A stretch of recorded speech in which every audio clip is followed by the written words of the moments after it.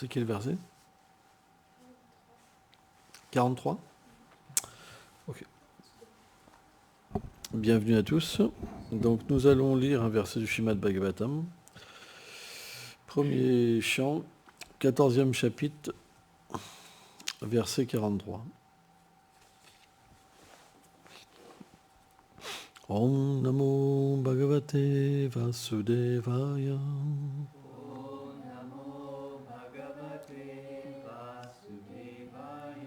Om Namo Bhagavate Vasudevaya.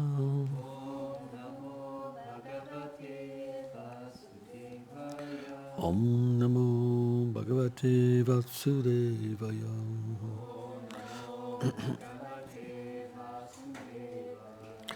Api Svitparyam Bhuktasvam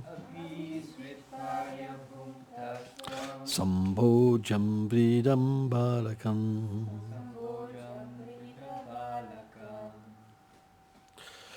Shugup Sitam Karma Kinchi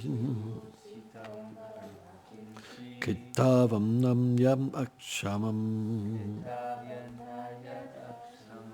Traduction. As-tu mangé, ignorant les personnes âgées et les enfants méritant d'être nourris au même moment? Ou as-tu fait quelques actes disgracieux qui étaient inconvenants? Commentaire. Srila Vishwanath Chakravarti Thakur dit: les mots Parya Bhukta signifient est-ce que tu as mangé sans nourrir les autres d'abord? Et Akshaman, quelque chose qui ne devait pas être fait.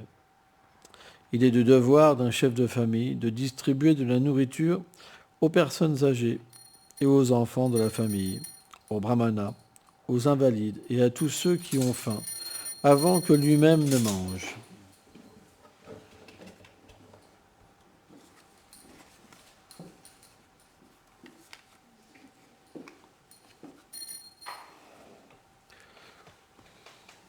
Omagyanatimilandasya Kanam Jalam Shalakayam Shakshurumeditam Jinatasme Shigulave Namaha Namaum Vishnu Padaya Krishna Prestaya Bhutale Srimate Bhaktivedanta Swami Nitidamine Namaste Sarasvati Deve Kolavani Prachaline Nilveshesha Sunyavadi Prachatya Deshatarine.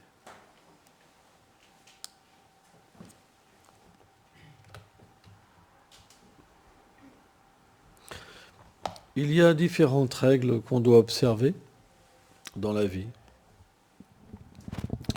pour naturellement ne pas offenser les êtres vivants et plaire au Seigneur suprême. Et donc, en voyant Arjuna, Yudhishthir, donc comme on l'a vu dans différents versets, lui demande la cause de pourquoi il n'a plus de radiance, pourquoi il paraît sans vie. Et on a expliqué les jours d'avant, c'est parce que Yudhishthir, quelque part, il sait la vérité, mais il veut la retarder. On a expliqué dans une classe ce principe de la séparation. Bien qu'un pur dévot puisse tout comprendre, à la fois, quand ça touche à son objet d'amour, c'est quelque chose naturellement qu'il ne peut pas accepter. C'est ça l'amour. L'amour, c'est que lorsque l'être qu'on aime est parti, on veut absolument ne pas entendre cette nouvelle. Elle est difficile à accepter. Et on voit ce principe, par exemple, à l'armée, quand le mari donc est tué pendant un combat. Aux États-Unis, ils font ça. Ils viennent avec des affaires ou le drapeau américain, je ne sais plus. Et ils viennent donc voir la femme. Ils frappent à la porte. Et dès que la femme, elle les voit, elle sait que son mari est mort. Donc c'est horrible. Parce que même avant d'apprendre la nouvelle, elle sait ce qu'ils vont lui dire. Et bien c'est de la même manière. Yudhishthir, quand il a vu Arjuna, il a compris que c'était le messager de la disparition de Krishna, mais il y a le choc. Et ce choc, il se traduit naturellement par des questions. Et Arjuna, il ne répond pas. Si on regarde depuis le début, toutes les questions, Arjuna ne répond pas. Hein? Donc c'est deux grands dévots qui se rencontrent en fait. C'est une situation extrêmement difficile. Et entre les deux, il y a leur amour pour Krishna. C'est une situation très élevée spirituellement. Très très élevée. En fait, si on médite sur ces versets-là, on peut recevoir véritablement tous les sens de l'amour de Dieu. Tout est là dans ces versets. Parce que ces versets, ils sont pleins de sentiments de séparation. Et quand on les lit, naturellement, on va ressentir de la séparation pour Krishna, par l'association avec de grands dévots, tels que Yudhishthira Maharaj et Arjuna. Et quel va être le résultat? C'est qu'on va pouvoir comprendre comment aimer Krishna, comment approcher Krishna. C'est très important. Dès qu'on a un sentiment de séparation envers Krishna et qu'on chante, alors le chant devient pur. Alors on pourrait se demander, mais comment c'est possible de ressentir de la séparation envers une personne qu'on n'a jamais vue? En réalité, ce n'est pas qu'on ne connaît pas Krishna. On a l'expérience de Krishna, on connaît Krishna.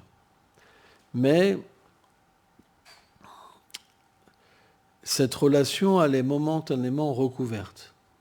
L'amour pour Krishna est dans le cœur. Chaitanya Mahaprabhu a expliqué ça. Mais c'est momentanément recouvert par le cœur, recouvert. Et donc, quand on entend les gloires de Krishna, quand on entend des sujets sur la séparation de Krishna, lorsque les dévots expérimentent la séparation de Krishna, ça va naturellement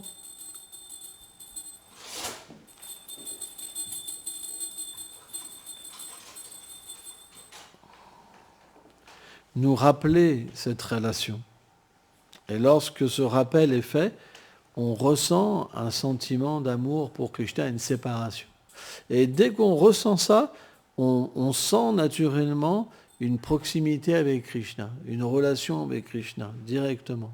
Alors c'est à un certain niveau, ça peut être ce qu'on appelle une abbas, une ombre de cette relation, mais quand même, ça donne que rien que cette ombre, ça va nous permettre de chanter avec du goût. Ruchi va se manifester, le goût pour le Saint-Nom va se manifester. C'est pourquoi on doit absolument étudier pour bien chanter. S'il n'y a pas d'étude, il n'y a pas de chant. Les dévots qui n'étudient pas, ils ne goûtent rien. Et comme ils ne goûtent rien, ils n'étudient pas. C'est un cercle. Si vous voulez bien chanter, il faut étudier. Et si vous étudiez, vous chanterez bien. S'il n'y a pas d'étude, il n'y a pas de goût dans le chant. Parce que le chant, il doit être nourri.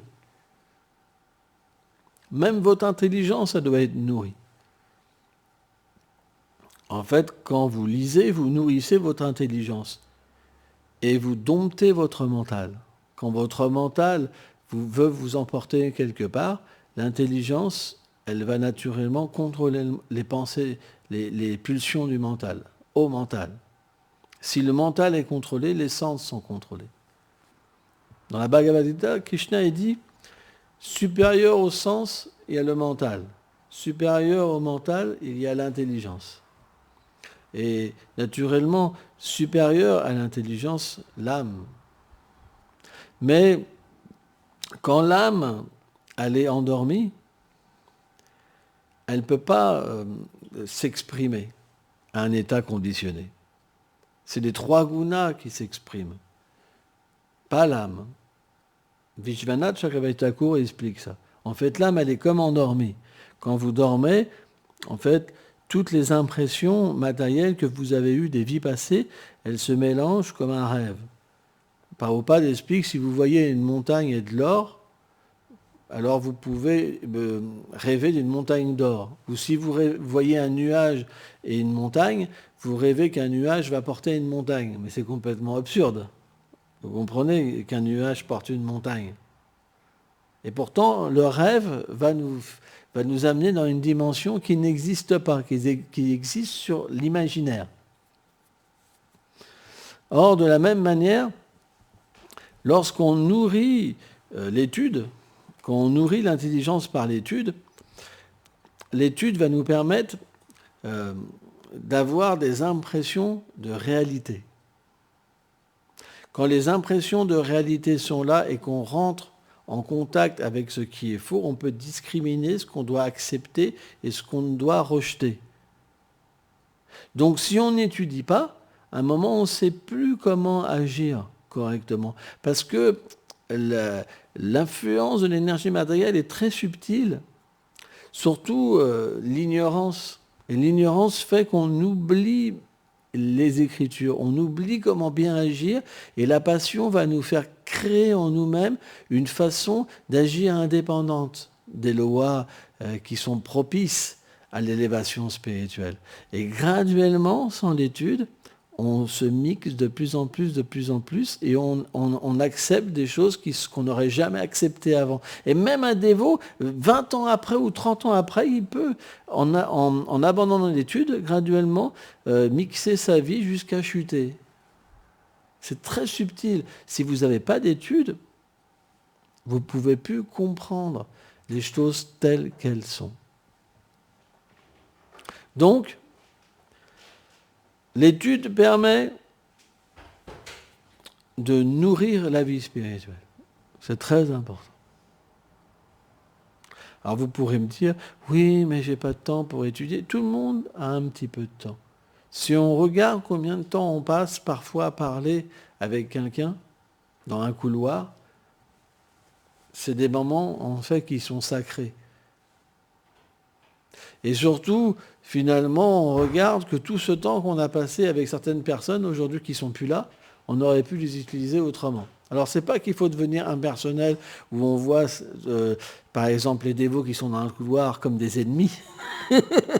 Ah, ils vont me prendre mon étude. Dès qu'ils commencent à vous parler, Prabhu,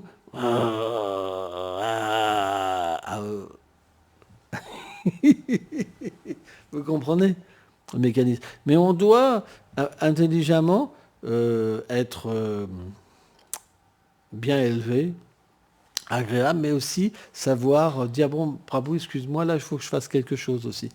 Voilà. Donc on doit agir d'une manière intelligente pour pas passer l'étude pour des choses qui sont beaucoup moins importantes. Et aussi, n'oublions pas que grâce à l'étude, on progresse spirituellement. Si on progresse et on s'associe avec le Śrīmad Bhagavatam, on développe des qualités divines. Or, ces qualités divines, elles font que graduellement, vous devenez de plus en plus agréable aux autres. C'est pas que si vous étudiez, vous devenez de plus en plus désagréable. Vous comprenez ? Et surtout, on a besoin d'une nourriture qui nous amène un goût spirituel. Si on ne goûte pas la vie spirituelle, alors c'est difficile de faire des austérités, de renoncer au plaisir matériel, au plaisir des sens, sans comprendre pourquoi on renonce et sans goûter le fruit de la dévotion. Si on n'étudie pas, on n'aura pas une bonne attitude. Si on n'a pas une bonne attitude, on devra en prendre les résultats de nos actes. Et faire des austérités quand on ne comprend plus rien et qu'on ne goûte plus rien, alors on devient sec, dur. Et c'est pourquoi, dans des temples, souvent on voit des dévots amers. Ils ont des têtes, mais vraiment, ça fait peur. Alors quand il y en a un, ça va, mais quand vous en avez 10, 15, 20, c'est pas évident. Et c'est pas une blague, hein. Dans tous les temples, vous avez ce sorte de dévots, hein. Dans le sud, ils appellent ça les bouches en bois. Parce qu'il y a la banane et il y a la bouche en bois. Jamais ils sourient. Jamais ils sont heureux. Et souvent, ces vieux dévots qui sont là, qui n'ont pas de goût pour la vie spirituelle, ils ont des conceptions très dures, un peu militaires. À l'armée, on dit j'en ai bavé, alors tu vas en baver aussi. Ce qu'on a reçu, on le redonne. C'est pour ça que vous avez, moi quand j'étais dans les parachutistes par exemple, vous avez des sergents-chefs, des adjudants, ils sont super heavy, quoi. C'est comme dans les films. Genre à 2h du matin, ils rentrent dans la chambre, ils renversent tout, allez, debout, et tu vas courir la nuit comme ça, sous la pluie et tout, pendant des heures comme ça, après tu es au garde à vous comme ça. C'est heavy, quoi. Ils veulent vraiment t'en faire baver pour que tu puisses quelque part devenir comme eux. Et bien de la même manière, des vieux dévots aigris, secs, ils ont cette mentalité de t'en faire baver. Parce qu'ils pensent que c'est ça la vie spirituelle. Ils n'ont jamais véritablement avoir eu une expérience de l'amour de Dieu. Leur expérience, c'est l'austérité. Il y a des gens comme ça qui aiment la vie sèche, comme ça. Sèche, le désert, toi, vraiment. Toi. Il y en a comme ça.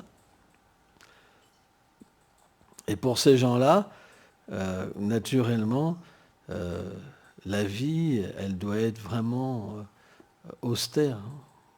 Voilà. Donc, personnellement, ce n'est pas ma vision. Mais j'ai connu des gens comme ça, vraiment. Ouais. Qui goûtent rien de la vie spirituelle, année après année, un instant après instant, mais ils sont encore là. C'est mystique. Comment ils peuvent, 30 ans ou 40 ans après, être encore là?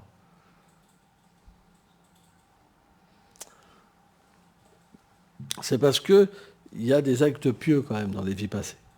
Mais parce qu'ils ont fait des erreurs dans cette vie, alors ils ne peuvent pas développer le goût. Malheureusement. Mais si on étudie et qu'on comprend pourquoi on n'a pas de goût, qu'on comprend nos erreurs à travers l'étude, automatiquement, si on nourrit l'intelligence, y compris la miséricorde de Nityananda Prabhu, de Srimati Radharani, alors on peut avoir ce déclic qu'on a mal agi, qu'on a gâché notre vie. Et ça, c'est très bon. Et on va prier, aide-moi, en fait, aide-moi, Seigneur, pour que je puisse changer. Aide-moi. Et cette prière, elle est très importante. Et elle va permettre à l'être d'obtenir la miséricorde de Krishna. Il faut aussi tomber au pied des sadhus pour demander la miséricorde aux sadhus. Haridas Thakur explique dans Ridam Chintamani, quand on fait des offenses au Saint-Nom, on doit tomber au pied des Vaishnavas et leur demander la miséricorde. Et à ce moment-là, on reçoit cette puissante miséricorde et alors on reçoit l'intelligence. On reçoit cette intelligence où on va pouvoir changer de vie. Donc parfois, dans la vie spirituelle, on peut avoir des blocages. 1 an, 6 mois, 5 ans, 10 ans, 20 ans, 30 ans, tout est possible. Même des fois plusieurs vies, on peut avoir des blocages. Pourquoi ? Parce que il y a des obstacles qui sont tellement élevés. Vous savez, par exemple, un obstacle, si ça fait 2 mètres, vous pouvez l'escalader. Si ça fait 5 mètres, vous pouvez espérer l'escalader. Mais quand vous regardez le ciel et que vous voyez que l'obstacle il est aussi élevé que le ciel, alors vous abandonnez. Et vous en avez peur. Et qu'est-ce que fait une personne normale? Elle recule en arrière, elle fait semblant que l'obstacle n'existe même plus, pour essayer de retrouver une vie normale. Mais elle ne peut plus progresser, parce qu'il y a l'obstacle. Or, pourquoi cet obstacle est aussi élevé? C'est à cause de l'orgueil. Parce que plus on a d'orgueil, plus l'obstacle paraît élevé. Et naturellement, qu'est-ce que ça veut dire? Ça veut dire que la seule possibilité de dépasser un tel obstacle, c'est l'abandon, l'humilité à 100%, l'abandon au Seigneur suprême. Parce qu'une fois qu'on s'abandonne au Seigneur, tous les obstacles sont abattus, même les plus difficiles. Mais par nous-mêmes, ce n'est pas possible que cet obstacle puisse être dépassé. C'est pourquoi, lorsqu'on étudie, on peut recevoir la bonne attitude, la bonne intelligence. Et lorsqu'un obstacle apparaît dans notre vie, d'ailleurs, quand on voit un obstacle, c'est qu'on progresse, parce qu'avant, on ne le voyait pas, on ne le percevait pas. Donc, ça veut dire qu'on progresse quand on voit un obstacle. Donc, c'est très important à comprendre. Ce n'est pas un signe où, comment dire, on régresse, c'est un signe où on progresse, parce qu'on voit quelque chose qu'on ne voyait pas avant. Je vais vous donner un exemple. Quand vous méditez, vous fermez les yeux, par la respiration, vous rentrez en vous-même. Les yogis, ils peuvent voir les défauts venir à eux, l'envie, par exemple l'envie, la concupiscence. Mais ils voient toutes ces choses comme extérieures à eux-mêmes. Or, l'être normal, ordinaire, quand la colère s'agite en lui, il s'identifie à la colère. Ah, je suis cette colère, ah. C'est vrai. Mais celui qui médite, quand la colère vient le chercher, il lui offre ses respects, mais il ne rentre pas dans son jeu. C'est pour ça qu'on dit qu'un sage, bien qu'il y a des milliers de désirs qui viennent le chercher, il est imperturbable. Comme l'océan. Bien que les rivières se jettent dans l'océan, il n'est pas touché. Ses eaux ne montent pas comme ses eaux ne descendent pas. C'est mystique. Il est imperturbable. De la même manière, lorsqu'on étudie, qu'on s'associe avec des purs dévots, on peut, par leur grâce, par la puissance de leurs paroles et de leur association, voir se dissocier en nous toutes les choses qui n'ont rien à voir avec notre réalité. On peut voir qu'on est dans une prison qui est le corps subtil et le corps grossier. On peut se voir à l'intérieur. On peut voir les trois gunas qui agissent à l'intérieur. On peut voir l'effet du temps qui agit. On peut voir les réactions des actes passés qui agissent, mais on en vient détaché.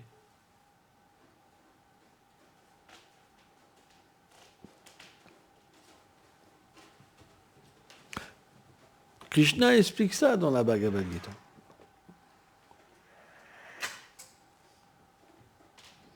Donc à partir de là, cette discrimination, elle est possible par le fait de nourrir l'intelligence, par la connaissance. Ce qu'on appelle l'intelligence vertueuse. Vishwanath Chakravarti Thakur, dans la Bhagavad Gita, il appelle ça l'intelligence vertueuse.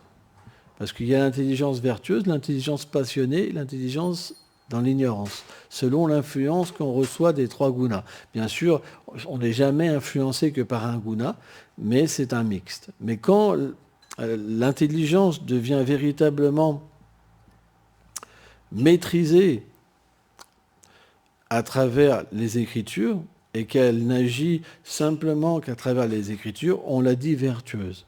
Et à partir de là, quand cette vertu se manifeste en nous, alors on peut méditer. Méditer, ça veut dire qu'on va chanter sans que le mental parte dans tous les sens. On va commencer à écouter le Saint-Nom. Et le Saint-Nom va pouvoir faire son effet en nous. Ça veut dire nous purifier. Purifier tous les désirs. Purifier toutes les conséquences de nos actes.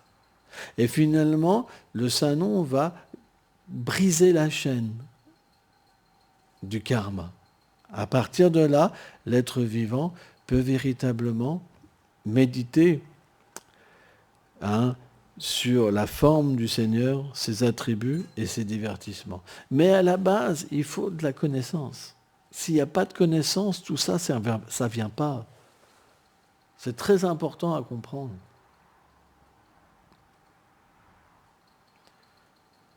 C'est pourquoi le Śrīmad Bhagavatam, c'est expliqué que c'est le seul écrit transcendantal. Quand Narada Muni il a rencontré Vyasadeva, que Vyasadeva n'était pas satisfait, il lui a dit « Pourquoi tu as triché les gens en inculquant l'action intéressée ou la voie de la libération pour les attirer ?» Alors on pourrait se dire, c'est pas mal de mettre un appât quelque part. Parce que le Seigneur lui-même fait ça. Puisque Bhaktivinoda Thakur explique que l'action intéressée, la voie de la connaissance et la voie de la dévotion, c'est 3 marches d'un même escalier. Puisqu'il est donné par le Seigneur pour attirer les gens. Et pourtant, Vyasa se fait reprendre par Narada Muni. Il est dit, est-ce que tu es satisfait d'avoir égaré tous ces gens? Est-ce que tu te sens bien à l'intérieur de toi-même? Est-ce que tu es satisfait à l'intérieur de toi-même? Et c'est intéressant, parce qu'on pourrait se dire, est-ce que nous sommes satisfaits à l'intérieur de nous-mêmes en ce moment? Est-ce que notre vie spirituelle, elle nous satisfait à 100%? Non. Donc, Narada Muni lui a dit, maintenant, énonce le Śrīmad Bhagavatam. Donc le Śrīmad Bhagavatam, c'est l'écrit pour les Paramhamsa. C'est expliqué? C'est le fruit mûr des Védas. C'est expliqué qu'il a été transporté directement de Golok Vrindavan. Il est comme une mangue sans peau et sans noyau. Et en plus, une mangue, c'est expliqué, elle devient encore plus nectarienne si elle est touchée par le bec d'un perroquet. Et en plus, elle a été directement énoncée par Sukadeva Goswami, qui est le perroquet de Srimati Radharani. Donc comment c'est possible, en sachant ça, qu'un dévot, il n'étudie pas le Bhagavatam? Il y a un problème. Il y a un problème. C'est pas normal.